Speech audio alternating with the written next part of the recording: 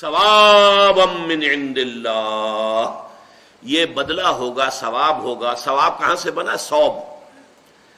جس طرح میرے جسم کے ساتھ میرا کپڑا جو ہے چمٹا ہوا ہے، ایسے ہی عمل کے ساتھ اس کی جزا چمٹی ہوئی ہے، نظر نہیں آ رہی تمہیں۔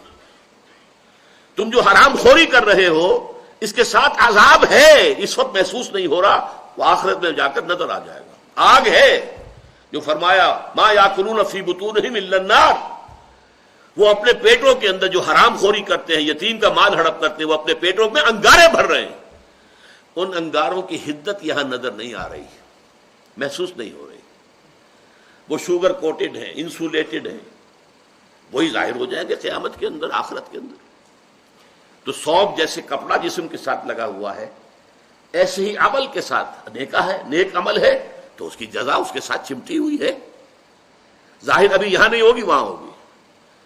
بدی ہے، برائی ہے، اس کی سزا اس کے ساتھ چمٹی ہوئی موجود ہے، اگرچہ محسوس اور ظاہر یہاں نہیں ہوگی، وہاں ہوگی۔